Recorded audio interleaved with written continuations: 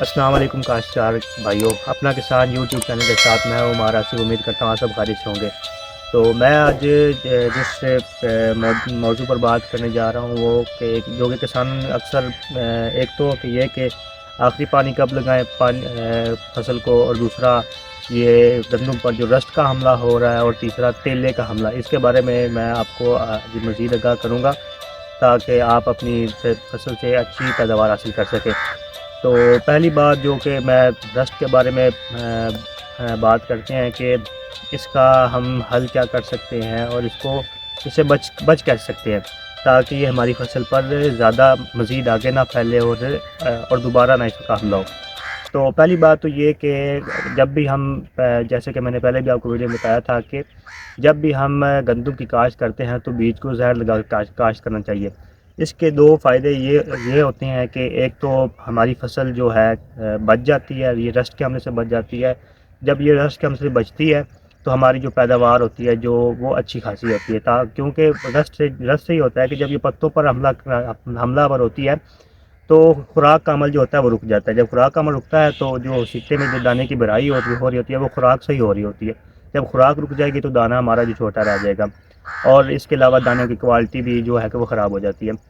تو اس کا جو اگر جیسے جس کسان کی اب جس پر رسٹ کا حملہ ہو چکا ہے نا، تو اس کا تو اب یہ ہے کہ کیونکہ بیماری میں نے پہلے بتایا تھا کہ بیماری جہاں پر آ جاتی ہے اس کو وہاں سے ختم نہیں کیا جاتا، ہاں لیکن اس کو ایک جگہ پر کنٹرول کیا جا سکتا ہے۔ تو اس کے لیے یہ کرنا ہے کہ اگر ایک کہیں مخصوص حصے میں ہے تو کیا کرنا ہے کہ اس پر کوئی بھی فنجی سائڈ کا اس پر سپرے کرنا ہے تاکہ وہ آگے مزید نہ بڑھے۔ اور یہ تین طرح کی ہوتی ہے کنگھی جو گندم پر آتی ہے، ایک زرد کنگھی، پیلی کنگھی اور کالی کنگھی۔ تو اس کے لیے ہم نے یہ کرنا ہے۔ اور دوسرا جو تیلا کا حملہ ہوتا ہے، تیلے کے لیے یہ ہوتا ہے کہ تیلے کی وجہ سے دو طرح سے نقصان ہوتا ہے۔ ایک تو ہمارا جو ہوتا ہے سٹا وہ مڑ جاتا ہے، جیسے کہ پہلے ویڈیو میں دیکھا تھا ہم نے، اور دوسرا یہ ہوتا ہے کہ اس کا حملہ پتوں پر اور سٹوں پر ہوتا ہے۔ جب سٹوں پر حملہ ہوتا ہے تو یہ وہاں سے رس شروع کر دیتا ہے، اور دانوں کا جو سائز ہے وہ چھوٹا رہ جاتا ہے، جس سے پیداوار کم ہو سکتی ہے۔ تو اس کے لیے ہم نے کیا کرنا ہے، اس پر ہم نے کیا کرنا ہے کہ کاربو سلفان کا جو ہے 500 ml فی ایکڑ پر سپرے کرنا ہے۔ اور اس کے علاوہ اب یہ کسانوں کا اکثر یہ مسئلہ ہوتا ہے کہ کون سی کمپنی کا کریں یا کس طرح سے کریں۔ تو اس کا ہم نے کیا کرنا ہے کہ اپنے جو بھی علاقے کی جو ہے دکاندار ہے وہ اس سے بہتر مشورہ یا اپنے زراعت محکمے سے بہتر مشورہ حاصل کر کے اس کے بارے میں کاربو سلفان کا جو سپرے کریں، یا اس کے علاوہ اور کوئی اگر اس کے متبادل کو ظاہر کرنا چاہتا ہے تو وہ کر لے۔ اور تیسرا پانی جو کہ پانی کے حوالے سے ہے کہ آخری پانی ہم کب لگائیں، تو اس کے لیے یہ بہت ضروری ہوتا ہے، کیونکہ ہم نے اس پر اپنی فصل پر بہت زیادہ خرچہ کیا ہوتا ہے، مہنگی کھادیں استعمال کی ہوتی ہیں، زہر استعمال کی ہوتی ہیں۔ تو ہمارا جو ہوتا ہے مسئلہ یہ ہوتا ہے کہ ہم نے اس سے اچھی پیداوار حاصل کرنی ہوتی ہے۔ تو اچھی پیداوار حاصل کرنے کے لیے کیا کرنا ہوتا ہے کہ ہمیں اس کو جو آخری پانی ہے اس کو زیادہ اہمیت دینی ہوتی ہے، تاکہ آخری پانی کی وجہ سے جو ہمارا ہے وہ پانی میں تو ہماری جو ہے فصل جو ہے نقصان سے بچ سکے۔ تو اس کے لیے اکثر کسان کیا کرتے ہیں کہ اگر موسم ٹھیک نہ ہو تو وہ پانی نہیں لگاتے، اگر بارش نہ ہو تو دیکھتے ہیں کہ بارش ہوگی تو وہ کیا کرتے ہیں، کہتے ہیں کہ ہماری جو فصل ہے وہ گر جائے گی، یا اس طرح کے جو بھی معاملات ہوتے ہیں وہ ان چیزوں کو مدنظر رکھتے ہیں۔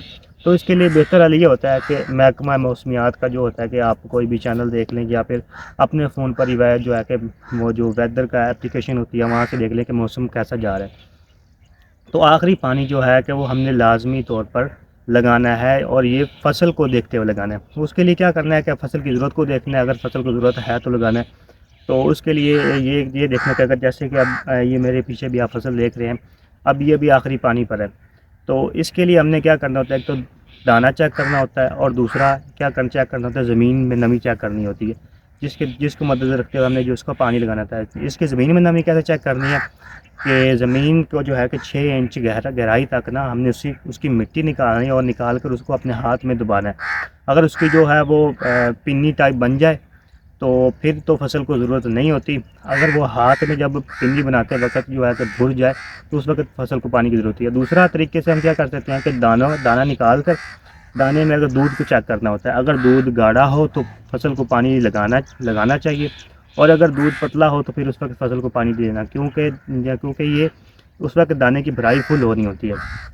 تو آخری پانی سے جو ہوتا ہے کہ جو ہم نے اتنی دیر سے جو ہم اس کو خوراکیں ڈال رہے ہیں، وہ کیا کرنا ہوتا ہے کہ وہ خوراک جو ہوتی ہے ہم نے دانے کو دینی، کیونکہ ہمیں فصل سے دانا چاہیے، توڑی نہیں چاہیے.